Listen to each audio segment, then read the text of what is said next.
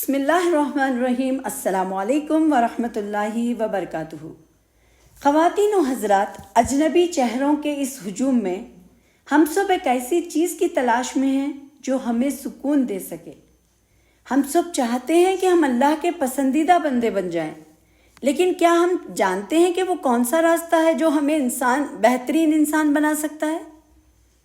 آج کی اس ویڈیو میں آپ کے سامنے ہمارے پیارے نبی کریم صلی اللہ علیہ وسلم کا وہ عظیم پیغام رکھوں گی جو صرف مسلمانوں کے لیے نہیں بلکہ پوری انسانیت کے لیے مشعل راہ ہے۔ اگر آپ اپنی زندگی میں تبدیلی لانا چاہتے ہیں تو یہ 10 منٹ آپ کی سوچ بدل سکتی ہے۔ بہترین انسان کی پہچان نبی کریم صلی اللہ علیہ وسلم سے جب ایک بار پوچھا گیا کہ یا رسول اللہ، لوگوں میں سب سے بہتر کون ہے؟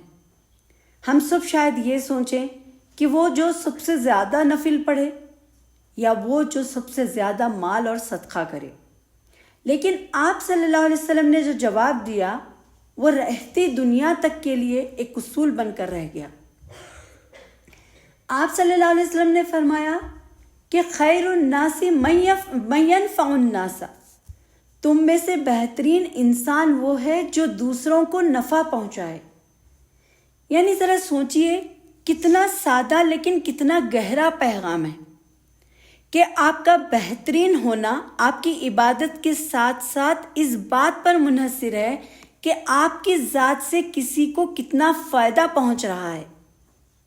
کیا آپ کے ہونے سے کسی کا دکھ کم ہو رہا ہے؟ کیا آپ کسی کے گرتے ہوئے کو سہارا دے رہے ہیں؟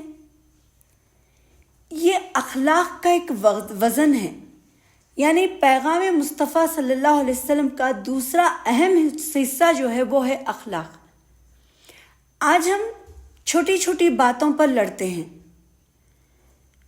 دیکھیے، سنن ابی داؤد کی ایک حدیث ہے کہ قیامت کے دن مومن کی میزان یعنی ترازو میں سب سے وزنی چیز اس کا اچھا اخلاق ہوگا۔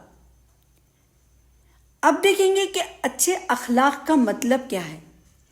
اچھے اخلاق کا مطلب صرف میٹھا بولنا نہیں ہے، بلکہ کسی کی غلطی کو معاف کر دینا، کسی کی غیبت نہ کرنا، مشکل وقت میں کسی کے کام آنا، اور پھر اپنے غصے پر قابو رکھنا۔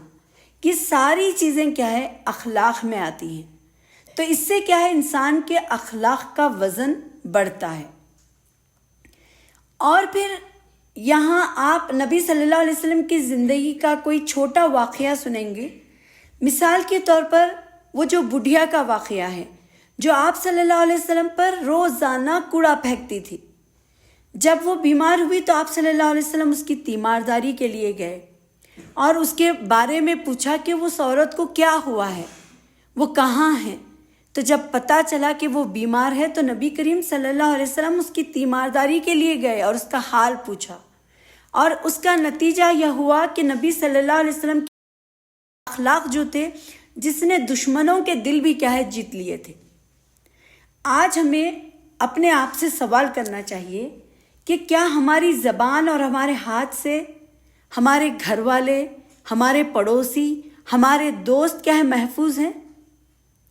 صحیح بخاری کی حدیث ہے کہ مسلمان وہ ہے جس کی زبان اور ہاتھ سے دوسرے محفوظ رہیں۔ اگر ہم نماز پڑھتے ہیں لیکن ہمارے بولنے سے کسی کا دل دکھتا ہے تو ہمیں اپنے ایمان کی فکر کرنی چاہیے۔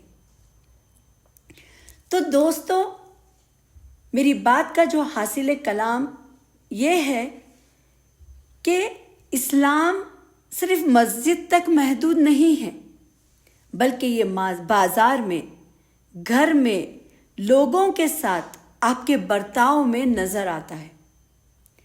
آئیے آج سے ہم یہ عہد کریں کہ ہم روزانہ کم از کم ایک انسان کے کسی بھی طرح کیا ہے نفع پہنچائیں گے۔ ہم اپنی زبان سے کسی کی برائی نہیں کریں گے انشاءاللہ۔ ہم اپنے اخلاق کو ویسا بنائیں گے جیسے ہمارے نبی کریم صلی اللہ علیہ وسلم دیکھنا چاہتے تھے۔ اللہ تعالیٰ سے دعا کریں گے کہ اللہ پاک ہمیں عمل کی توفیق عطا فرمائے۔ اگر آپ کو یہ پیغام اچھا لگا ہو تو دوسروں کے ساتھ بھی ضرور شیئر کریے، کیونکہ نیکی کی طرف رہنمائی کرنے والا بھی نیکی کرنے والے کی طرح ہے۔ السلام علیکم ورحمۃ اللہ وبرکاتہ۔